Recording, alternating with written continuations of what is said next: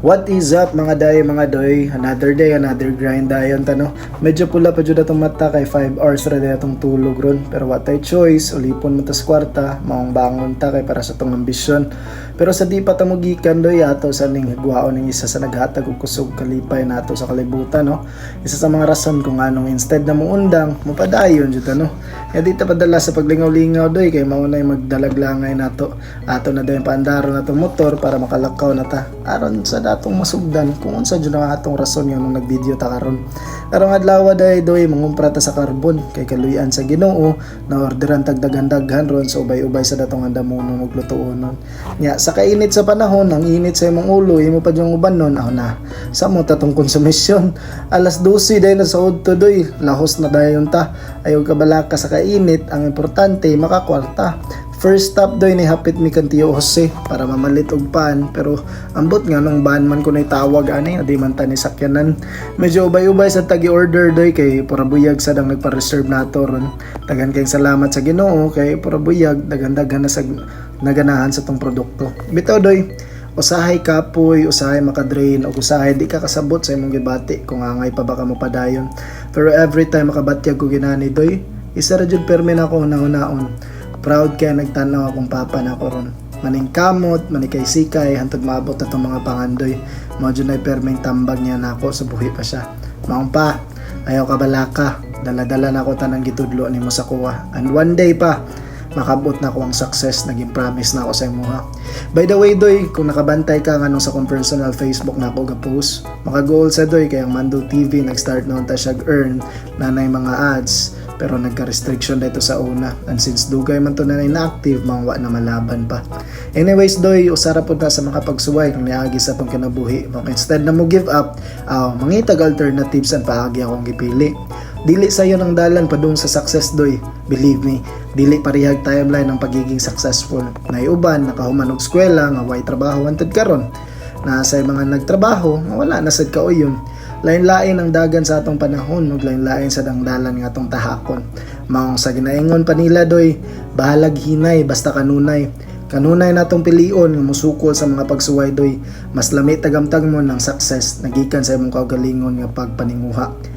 Wa magdugay doy naabot na tas carbon. Ari jud mi palitan sa among mga lamas kaya aside sa mga presko ug daghan kag kapilian, mas barato sa naa sila'y tamatis diri doy nga perti ka pula pas aping sa imong mama. Nga tanawa doy hapit 2 kilo pero 112 rato na bayaran nana.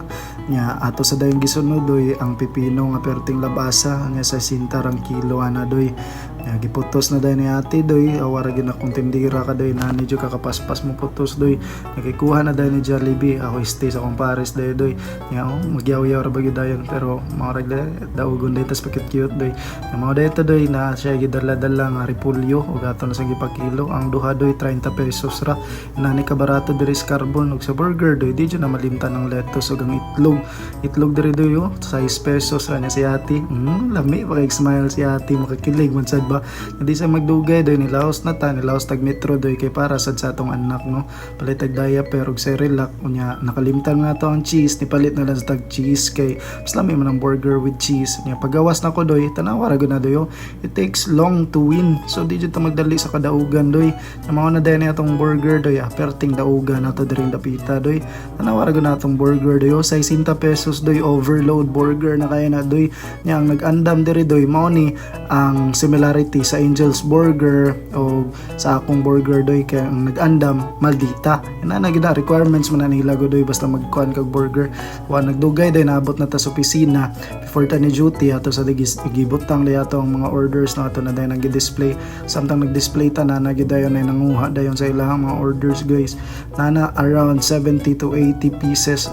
So mga dento na den diri si Kimilin nga tong suki ayaw kuya nya si Clint diri pero tinhamon oy. Tara. Jemima diri Three. ni kabuk yung order. Di ba pakit cute napugos ba. Naabot sa dayan diri atong suki nga si Judy doy nagluya mig pangita sa iya sa kadaghan nya. Finally tara. Ano niya doy. Ate doy siya gitan out doy pag iya man gi-check doy nani mi mo check siya sa order doy ba. Mara gid yo. Diba? Wow. Di ko na kaya doy. Tanawa ra gyud ninyo doy sa kadako atong burger dayo. Awa si Judy toy naglisod. Awa naglisod og hamal doy no. Burger. Sa burger sa this burger nga unang kagat Di ba? Nasa ning kauban sa kumpares dayo. Perting kaon sa niya. Di sad palkansi doy. Malkansi tani. Kaon tagiya. Uy, sobra ni.